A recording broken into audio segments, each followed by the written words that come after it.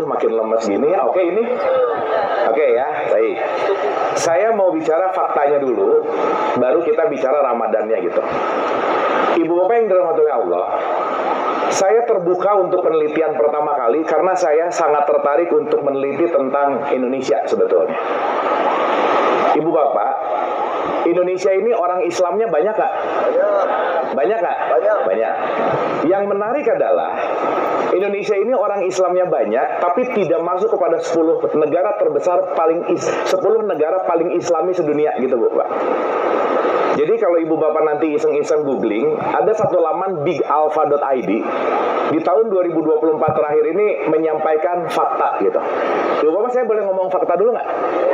Boleh? Ya, karena berbicara kenyataan itu terkadang menyakitkan gitu. Jadi siap-siap gitu ya. Karena ngomongin kenyataan itu biasanya nggak enak gitu.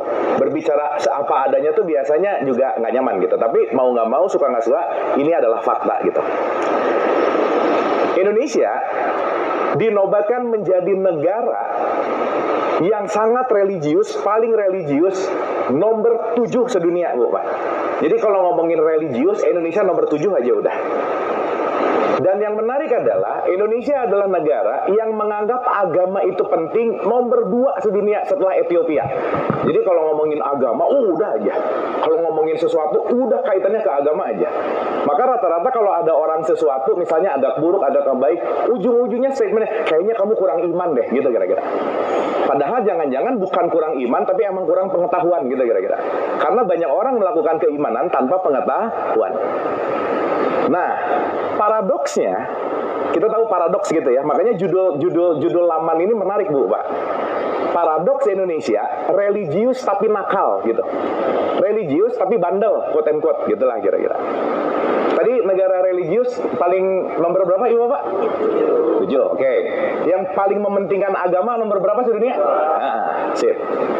1. Dengan demikian, Ibu Bapak gini deh, kalau saya bertanya, negara paling Islami sedunia, menurut Ibu Bapak di mana? Arab. Saya nanya dari ujung Sumatera ke ujung Sulawesi, kemana-mana begitu saya nanya, negara paling Islami, entah kenapa semua 95% pop up Arab aja udah. Padahal yang saya tanya bukan negara Islam, tapi negara Islami. Betul nggak, Bu, Pak? Oke, sekarang pertanyaannya begini. Ada identitas dan ada nilai. Bahwa identitas adalah cover, nilai itu adalah isinya. Pertanyaan saya, Islam itu identitas atau nilai? Ini diam-diam gini ya? Hah? Islam itu identitas apa nilai? Oh, ini ada 2 mazhab nih, beda-beda jawabannya. Kalau Islami, nilai apa identitas? Tadi kebalik nih, gimana nih? Gini. Ibu Bapak di sini Islam nggak? Apa buktinya? Nah, KTP, benar. Bukti paling gampang untuk membuktikan keislaman kita ngeluarin KTP. Begitu Ibu Bapak nggak bawa KTP, mau membuktikan Islamnya gimana? Bismillah, nggak mau orang Islam juga ngomong Bismillah bisa-bisa aja. Syahadat. Beo, diajarin nih beo. Asyhadu. Bisa nggak? Bisa. Artinya apa? Kalau kita berbicara masalah identity dan value, Islam sebagai identitas, Islami itu adalah value-nya. Maka setuju nggak sama saya kalau saya ngomong gini? Orang yang KTP-nya Islam belum tentu Islami. Setuju nggak? Setuju. Dan yang menarik, Ibu Bapak, negara paling Islami nomor 1 sekarang dari tahun 2022 itu Denmark. Orang Islamnya nggak banyak. Dan Indonesia cuma menempati ranking 62. Ya, artinya jumlahnya banyak tapi kualitasnya nggak bagus-bagus banget gitu. Itu satu faktanya. Yang kedua, Pak, religiusnya tinggi, menganggap agamanya tinggi, tapi fakta mengatakan bahwa pengunjung situs porno terbesar sedunia nomor 2 dari Indonesia, Pak. Nomor 2. Itu fakta yang berikutnya. Yang ketiga, di tahun 2022 Microsoft mengeluarkan penelitian di mana penelitian ini mengatakan Indonesia menjadi negara yang netizennya paling tidak beradab se-Asia, Pak. Itu kalau komentar di sosial media nggak beradab aja udah. namanya apa? Islam. Dan menganggap agama itu paling penting. Yang berikutnya, ini kalau saya ngomong sampai tarawih nggak beres-beres sih Bapak, jadi sedikit aja ya, beberapa aja. Kalau korupsi udah nggak usah diomongin lah ya, nggak usah diomongin lah, udah, tahu aja udah. Dan yang menarik, data terakhir adalah Indonesia adalah pengguna judol terbesar sedunia, judi online. Dan ini yang paling sedih sih Ibu Bapak, karena ini saya ngomong di lingkungan pendidikan, karena saya mencintai pendidikan dan riset pendidikan saya lebih dari 10 tahun, ini yang paling sedih Bapak. Rata-rata IQ orang Indonesia sekarang 78,4. 70 itu IQ-nya gorila Bapak. Jadi kita kurang 8 jadi gorila semua gitu. Itulah kenapa sekarang hoax gampang terjadi, cyberbully gampang terjadi, ngejelekin orang gampang terjadi, literasi nggak bagus-bagus banget. Itulah kenapa sekarang terjadi susah banget untuk membangun good society gitu kira-kira. Sampai sini oke Bu Pak? Aduh berlemas gini ya. Oke, ini Ibu Bapak. Ini kita belum mulai ini Bu, pemanasan dulu. Supaya nanti kita ngerti bahwa jangan sampai Ramadan udah berpuluh-puluh tahun tapi tingkat korupsi nggak turun gitu. Jangan sampai kita melakukan ritual diulang-ulang tapi tidak berdampak kepada value. Ibu Bapak beli gula, yang berharga bagi gula itu manisnya, bukan warna putihnya. Sehingga jangan sampai kita hanya bangga dengan identitas, tapi kita jadi nggak terlalu punya value Islami gitu.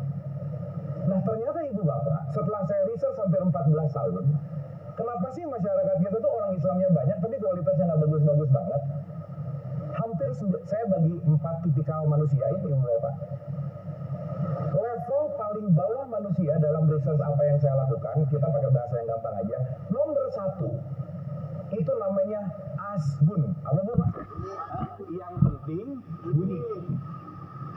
Jadi kalau udah urusan bunyi, top banget Bu Pak. Udah urusan membunyikan, top aja udah. Contoh ya Ibu Bapak, saya kasih contoh. Saya pernah nanya ke 900 orang lebih tentang sholat mereka misalnya. 900 loh. Saya tanya, Ibu dan Bapak, waktu sholat baca iftitah nggak? Baca. Gimana bacaannya? Inna sholati wa nusuki. Top aja udah.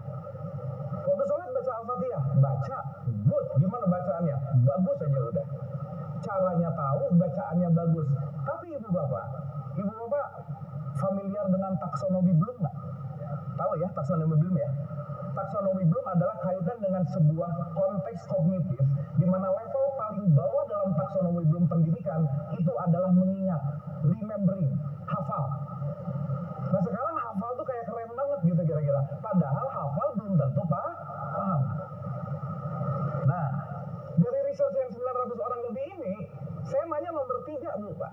Pertanyaan saya gini, jadi tadi bacaannya saya tanya tahu, teknisnya saya tanya tahu, gerakannya tahu, semuanya tahu. Begitu nomor 3 saya tanya, pertanyaannya simpel. Emang makna iftitah apa? Emang makna Al-Fatihah apa? Tahu jawabannya Ibu Bapak? 90% dari 900 orang jawabannya sama. Jawabannya adalah wallahu a'lam bishawab. Udah aja. Nggak tahu isinya apa. Jadi yang menarik, hari ini ada orang rajin sholat, rajin puasa, rajin hataman Quran. Mungkin di Ramadan ini udah hatam hampir sekali, 1,5, 2 kali. Tapi yang menarik adalah bunyi, tapi nggak ngerti apa yang dibunyiin, gitu kira-kira. Karena level 1 asbunnya ternyata lebih dari 85% Bu Pak. Nah jadi maksud saya Ibu Bapak maaf ya, Ibu Bapak nggak usah terlalu amazed banget kalau ada orang dikit-dikit subhanallah, alhamdulillah. Itu rata-rata latah Bu Pak. Nah itu cuma kelihatan kayak supaya religius aja sih gitu. Padahal belum tentu ngerti-ngerti amat isinya, konteksnya seperti apa. Karena kenapa? Dilakukan atas dasar kebiasaan. Dan itu termakan dengan dogma dan doktrin, dan yang paling menyedihkan adalah didorong oleh yang namanya fearness dan ketakutan gitu. Ya dan ini fakta gitu Bu Pak. Jadi level nomor 1 adalah asbun.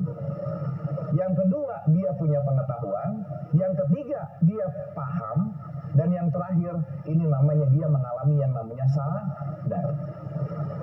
Dan yang menarik, makin bawah makin ke level sadar, persentasenya semakin kecil gitu. Bapak sorry ya, orang sholat nggak ngerti isinya, orang umroh muter-muter, kenapa counterclockwise, kenapa bacaannya ini, kenapa dimulai dari sini, kenapa, rata-rata jawabannya udah yang penting gitu aja. Nggak tahu isinya seperti apa. Itulah kenapa kita tuh nggak bisa membedakan mana jembatan dan mana titik sampai. Mana hakikat, mana tarekat, mana syariat, mana kulit, mana isi, mana yang primer, mana yang sekunder gitu. Contoh, Bu, Pak, saya kasih contoh. Sebelum kita ngomongin puasa ya. Ibu Bapak sampai sini oke? Oke, ini belum mulai ya Ibu Bapak, ini masih pemanasan ya, belum mulai, belum. Masih warming up dulu. Jam berapa nih? Oke. Ini ngomongin padan dalam waktu 30 menit almost impossible sih, tapi mudah-mudahan di sesi padat ini ada something yang enlighten untuk Ibu dan Bapak gitu. Karena Ibu Bapak sejujurnya, saya sangat bahagia diundang di depan guru-guru karena dulu saya punya cita-cita pengen jadi guru tapi nggak kesampaian. Jadi saya sangat berbahagia ketika saya ada di depan cita-cita saya, oleh karena itu boleh tepuk tangan dulu dong buat guru-guru, luar biasa. Dan kalau kita mau bicara Indonesia lebih baik, PR Ibu Bapak berat banget. Dan dimulai dari anak-anak sekarang, karena masa-masa golden age itu 0-7, kalau 0-7 programnya nggak beres, selesai aja. Makanya saya sangat berharap banyak Ibu dan Bapak guru di sini menjadi pendidik-pendidik dengan cahaya-cahaya kesadaran gitu kira-kira. Supaya apa? Ya kita ngeberesin fakta-fakta inilah gitu. Ya jangan lebih dari 88 banget gorilah lah Ibu Bapak, 90 kayak gitu IQ-nya, atau nilai islaminya ya masuk 20 besar lah gitu kira-kira. Dan outputnya adalah bagaimana kita membuat taksonomi Bloom tidak hanya remembering tapi creating yang paling atas. Sholat itu jembatan atau titik sampai? Jembatan. Titik sampainya apa? Nah, diam nih. Akhirat juga mah kejauhan lah ya. Quran itu mengatakan Utslu ma uhiya ilaika minal kitab wa aqimi Inna sholata tanha anil fahsya iwal munkar wala zikrullahi akbar wallahu ya'lamu ma tasnaun. Ibu Bapak, kalau saya ngomong-ngomong pakai bahasa Arab dengan ayat gini, banyak yang ngerti, banyak yang nggak ngerti. Yang saya riset 90% nggak ngerti juga sih, tapi tiba-tiba langsung amin ya Allah, amin gitu.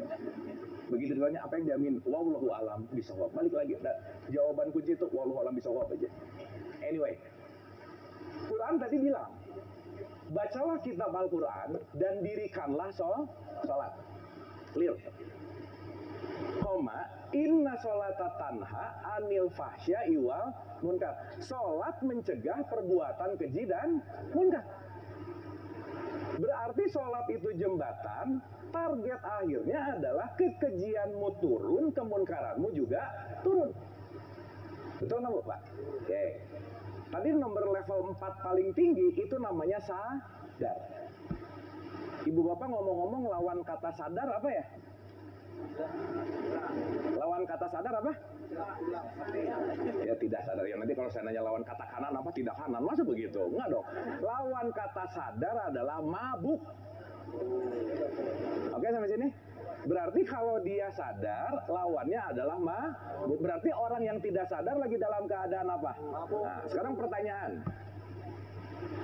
Ngegosipin, ngejelekin orang keji nggak? Parah ya, Pak ya? Parah. Pertanyaan saya Ibu Bapak, kalau ada orang sebelum zuhur ngegosip, selesai zuhur tetap ngegosip, ini kira-kira orang ini sholatnya sadar apa mabuk? Nah gitu. Jadi jangan-jangan si sholat ini tidak merubah keji dan munkarnya, yang penting melakukan gerakan. Itulah kenapa Ibu Bapak 95% orang tua nanya ke anaknya, pertanyaannya cuma, nah udah sholat belum? Nah udah sholat belum? Dan sedikit banget orang tua yang care sama anaknya. Ketika orang tua nanya, nah di sholat bagian iftitah mana yang kamu nggak paham? Di sholat bagian Al-Fatihah mana yang kamu nggak ngerti? Orang tua nggak peduli Bu Pak. Yang penting kelihatan anaknya begini, selesai, Assalamualaikum, dianggap udah sholat. Padahal sorry to say, rajin sholat 5 waktu belum prestasi di hadapan Allah. Kalau beres sholat tetap ngegosip. Setuju nggak Bu Pak? Karena sholat itu adalah jembatan yang menyampaikan kita kepada titik sampai. Sampai sini oke? Sampai sini oke? Ibu bapak, menurut ibu bapak kira-kira ada nggak orang rajin sholat tapi korupsi? Ada nggak? Jangan banyak, nggak enak. Ada aja, ada. Mabuk atau sadar? Senang. Ya, jadi mudah-mudahan nanti kita mulai menyadari jangan-jangan selama ini sholatnya mabuk gitu. Dan jangan lupa, partikel sholat itu bukan hanya raga gitu Bu Pak, tapi juga menuju rasa. Jadi kalau raganya yang gerak rasanya tidak terhubung, raganya gerak tapi rasanya tidak, membuat menjadi humble, membuat menjadi dalam tanda petik penuh welas asih, berarti dia cuma olahraga gitu kira-kira. Makanya saya suka, gimana ya, ini orang sholat rajin tapi korupsi, ini orang sholat apa senam sih gitu. Jangan-jangan cuma olahraga tapi tidak mengolah rasa gitu. Dan yang menarik adalah ini terjadi majority, sehingga dilakukan karena pokoknya katanya didorong oleh ketakutan, didorong oleh dosa, takut neraka. Akhirnya apa? Sholatnya dalam keadaan mabuk. Ibu bapak tahu ciri-ciri orang yang sholatnya mabuk nggak? Kira-kira gini lah, Allahu Akbar, rokaat 2, rokaat 3 ya, rokaatnya aja lupa Bu Pak.